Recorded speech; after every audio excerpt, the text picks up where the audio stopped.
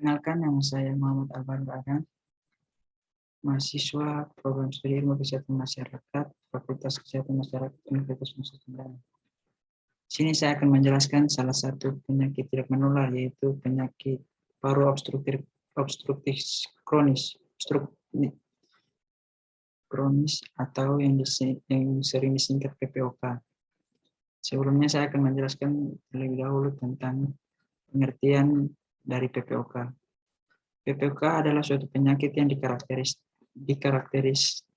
dikarakteristir dengan keterbatasan aliran udara yang menetap, yang biasa bersifat progresif dan terkait dengan adanya respon inflamasi kronis saluran pernapasan dan paru-paru terhadap gas atau partikel berbahaya. Selanjutnya yaitu epidemiologi dari PPOK itu sendiri. Badan Kesehatan Dunia atau WHO menyebutkan PPOK merupakan penyakit kematian ketiga terbanyak di dunia, yaitu sebanyak 3,23 juta kematian di tahun 2019 dengan merokok sebagai penyebab utamanya. Menurut Riskesdas 2013, perilaku merokok di Indonesia pada penduduk usia lebih dari 15 tahun semakin tinggi, cenderung mengalami peningkatan dari sebesar 34,2% pada tahun 2007 menjadi sebesar 36,3% pada tahun 2013. Dijumpai pada 2013 yang perokok aktif sebesar 64,9% pada pria dan sebesar 2,1% pada perempuan. Status pekerjaan yang paling banyak menderita PPOK adalah dengan pekerjaan petani dan nelayan atau buruh sebesar 4,7%. Prevalensi PPOK di Indonesia yaitu sebesar 3,8%. 3,8% prevalensi PPOK. Provinsi urutan pertama adalah di NTT, yaitu sebesar 10% dan diikuti dengan Sulawesi Tengah 8% dan pada urutan kedua, sedangkan Provinsi Lampung di urutan ketiga. Urutan terakhir yaitu sebesar 1,6%. Riset kesehatan dari Kementerian Kesehatan memperlihatkan jumlah perokok di Indonesia masih sangat tinggi. Kira-kira sebesar 33,8% atau 1 dari 3 orang di Indonesia merokok. Hal ini memberikan kontribusi pada kejadian PPOK yang besar. Angka merokok dengan perokok pria mempunyai proporsi yang besar sekitar 63% atau 2 dari 3 pria di Indonesia saat ini merokok. Saat ini peningkatan prevalensi merokok cenderung lebih tinggi pada kelompok remaja usia 10-18 tahun, yakni sebesar 7,2%, naik menjadi 9,2% pada tahun 2013, dan hampir 1 dari 10 anak di Indonesia merokok. Berikut data prevalensi penyakit PPOK di NTT berdasarkan Riskesdas tahun 2013. Berdasarkan Riskesdas tahun 2013 di NTT, kasus terbanyak terdapat di Manggarai Timur sebesar 26,3%. Berikut datanya.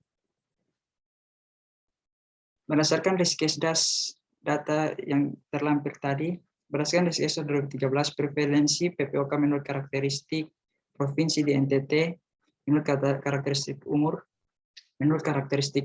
umur PPOK paling banyak dialami oleh umur 75 tahun ke atas, yaitu sebesar 22,9%, dan menurut jenis kelamin PPOK banyak dialami oleh laki-laki, yaitu sebesar 10,9%, dan menurut pendidikan PPOK banyak dialami oleh orang yang tidak bersekolah, yaitu sebesar 17,0%, dan menurut pekerjaan PPOK banyak dialami oleh petani, nelayan, dan buruh, yaitu sebesar 12,1%. Menurut tempat tinggal, PPOK banyak dialami orang yang bertempat tinggal di pedesaan, yaitu sebesar 11,4%, dan menurut kuantil indeks kepemilikan PPOK banyak dialami orang dengan kuantil indeks kepemilikan terbawah, yaitu sebesar 13,9%. Dari tabel di atas dapat dilihat dari 167 pasien PPOK, 169 167 pasien PPOK, 34 pada kelompok 9% berada pada kelompok 4% berada pada kelompok derajat 3 atau berat, dan derajat 4 atau sangat berat.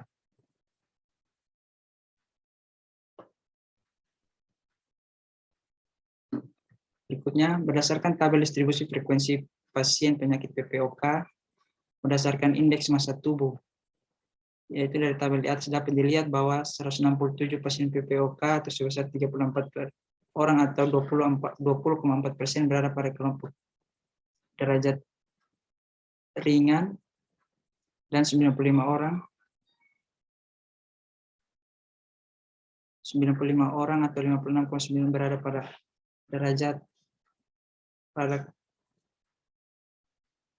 kelompok derajat 2 atau sedang, 29 orang atau 17,4% berada pada kelompok derajat 3 atau berat, dan 9 orang atau 5,4% berada pada kelompok derajat 4 atau sangat berat. Selanjutnya, penyebab atau faktor risiko. Pertama, faktor paparan lingkungan, dan faktor yang kedua yaitu faktor risiko yang berasal dari host atau pasien. Yang pertama, faktor paparan lingkungan. Faktor kebiasaan merokok, jalan nafas,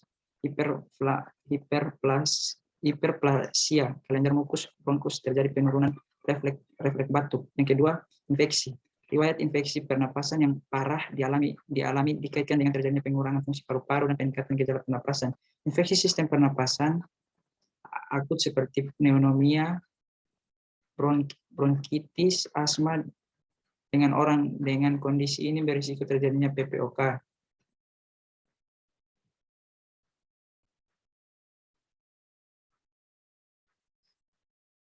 Selanjutnya yaitu faktor yang ketiga, polusi.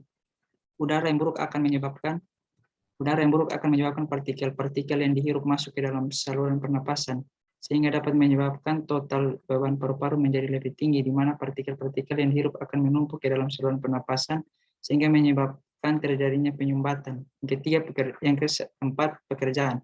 Udara yang buruk akan menyebabkan partikel yang dihirup akan masuk dalam saluran pernapasan, sehingga dapat menyebabkan total beban paru-paru menjadi lebih tinggi, di mana partikel-partikel dihirup menumpuk. Selanjutnya, faktor yang berasal dari host atau pasien. Yang pertama yaitu usia. Semakin bertambah usia, semakin berat risiko penderita PPOK. Pasien yang didiagnosa PPOK sebelum usia 40 tahun kemungkinan besar terjadi gangguan genetik berupa defisiensi alfa-1 antitrypsin. Namun kejadian ini hanya dialami oleh kurang dari 1% pasien. Yang kedua, jenis kelamin. Laki-laki lebih berisiko terkena PPOK dibandingkan dengan wanita terkait dengan kebiasaan merokok pada laki-laki. Namun terdapat kecenderungan peningkatan prevalensi PPOK pada wanita karena meningkatnya jumlah perokok pada wanita juga. Yang ketiga yaitu faktor keturunan. Keturunan belum diketahui secara jelas apakah faktor keturunan berperan atau tidak, kecuali pada penderita defisiensi alfa-1. Yang keempat, adanya gangguan fungsi paru yang sudah terjadi. Laki-laki berisiko terkena PPOK dibandingkan dengan wanita terkait dengan kebiasaan merokok pada laki-laki.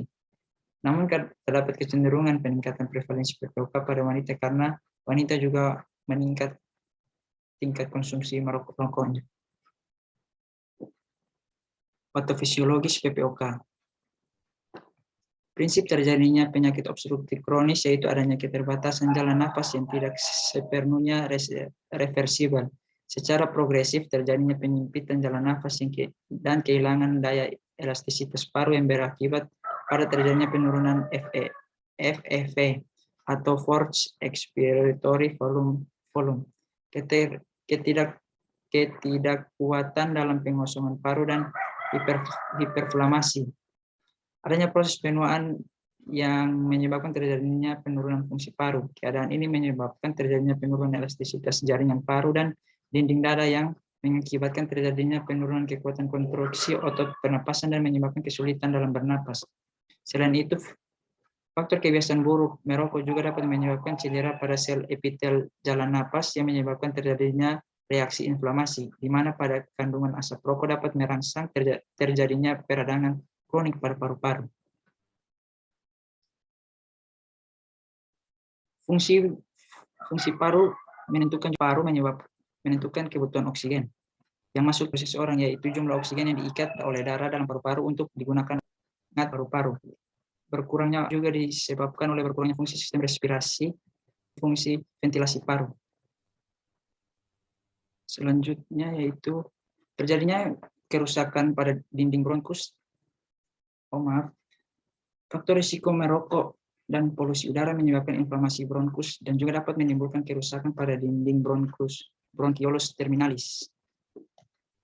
Terjadinya kerusakan pada dinding bronkiolus terminalis dapat menyebabkan obstruksi pada bronkiolus terminalis yang akan mengalami obstruksi pada fase awal ekspirasi.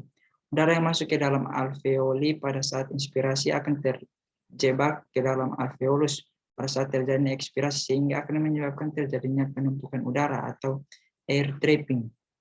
Kondisi seperti ini yang dapat menyebabkan terjadinya keluhan sesak napas. Selanjutnya klasifikasi PPOK. Klasifikasi PPOK menurut Urmani 2011 yaitu yang pertama bronkitis kronis, yang kedua emfisema, yang ketiga asma kronis, dan bronkitis asmatis. Yang pertama yaitu bronkitis kronis merupakan suatu keadaan adanya batuk produktif lebih dari 250 ml sputum per hari selama minimal 3 bulan per tahun selama 2 tahun berturut-turut. Yang kedua yaitu emfisema, adalah suatu penyakit yang dimana terjadi kehilangan elastisitas paru dan pembesaran abnormal dan permanen pada ruang udara yang jauh dari bronkiolus terminal, termasuk destruksi dinding alveolar dan bantalan kapiler tanpa fibrosa yang nyata. Yang ketiga yaitu asma kronis dan bronkitis asmatis. Yang pertama asma. Asma menahan pada asma bronkial menahun yang menyebabkan adanya obstruksi jalur napas. Bronkitis asmatis. Asmati adalah bronkitis yang menahun kemudian menunjukkan tanda-tanda hiperaktivitas bronkus yang ditandai dengan sesak napas dan wheezing. Selanjutnya klasifikasi PPOK berdasarkan Global Invitative Chronic Obstructive Lung Disease atau GOLD 2011. PPOK diklasifikasikan berdasarkan stadium, yaitu derajat pertama PPOK ringan, derajat kedua PPOK sedang, derajat ketiga PPOK parah, dan derajat keempat PPOK sangat parah. PPOK derajat pertama atau PPOK ringan ditandai dengan keterbatasan aliran udara ringan dan biasanya tidak selalu disertai dengan batuk kronik dan produksi sputum. Derajat kedua ditandai dengan keterbatasan dengan bertambahnya keterbatasan aliran udara dan memburuknya gejala khususnya napas yang pendek terjadi pada saat berolahraga. Derajat ketiga ditandai dengan keterbatasan aliran udara ringan yang parah, napas yang semakin pendek, berkurangnya kapasitas saat bergerak, kelemahan dan eksaserbasi berulang yang hampir selalu mempengaruhi kualitas hidup pasien. Derajat keempat ditandai dengan keterbatasan aliran udara yang berat dan gagal napas. Pasien juga menunjukkan gejala kronis atau gagal jantung kanan meliputi peningkatan vena jugularis dan edema pitting pada pergelangan kaki. Selanjutnya gejala-gejala PPOK. Gejala PPOK ditandai dengan adanya batuk kronik, ronki, sesak napas, mengi, penurunan aktivitas, dan penurunan aktivitas.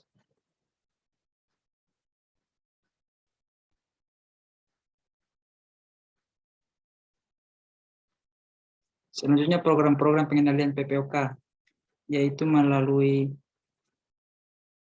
yang pertama yaitu penyuluhan KIE bertujuan untuk meningkatnya partisipan atau partisipasi atau kemandirian masyarakat dalam pencegahan PPOK. Yang kedua kemitraan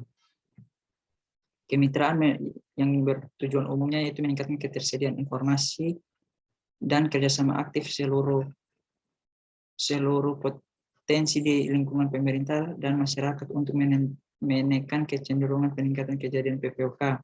Tujuan khususnya itu meningkatkan komitmen pemerintah dan berbagai mitra potensi di masyarakat dalam upaya pengendalian PPOK, adanya sinergi dan keterpaduan dalam berbagai kegiatan pengendalian PPOK.